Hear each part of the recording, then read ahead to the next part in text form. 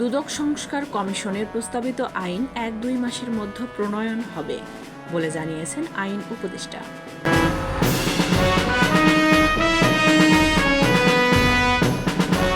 অপুর সাথে ৫ আগস্টের পর যোগাযোগ নেই বলে জানিয়েছেন উপদেষ্টা আসিফ মাহমুদ।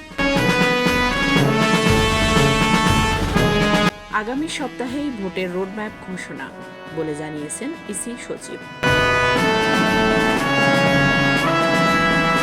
অবৈধ সম্পদ, সজীব ওয়াজেদ জয়ের বিরুদ্ধে দুদকের মামলা।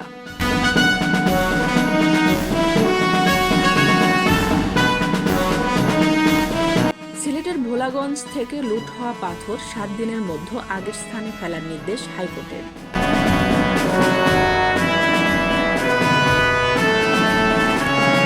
সংখ্যালঘু নির্যাতন মামলায় অব্যাহতি পেলেন সাবেক স্বরাষ্ট্রমন্ত্রী।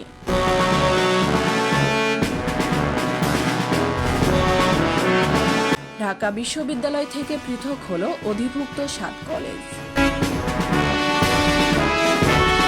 আমাদের অর্ধেক উপদেষ্টারই কোনো অভিজ্ঞতা নাই, মনে হচ্ছে তারা এখানে ইন্টার্ন করতে এসেছে বলে মন্তব্য করেছেন নির্বাহী পরিচালক সিপিডি ডাক্তার ফাহমিদা খাতুন।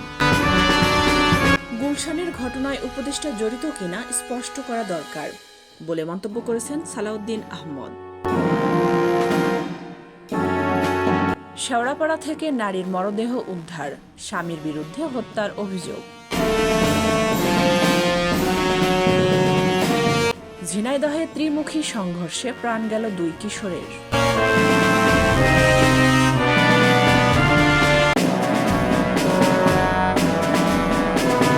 নেত্রকোনায় ভবন ভাঙার সময় ছাদ ধসে 3 শ্রমিক নিহত।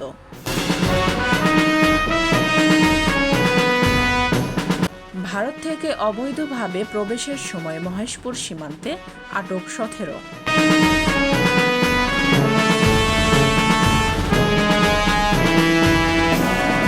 পাবনার সেপটিক ট্যাঙ্কে নেমে 2 শ্রমিকের মৃত্যু, আহত 2। ডেঙ্গু আক্রান্ত হয়ে হাসপাতালে আরও 252 জন।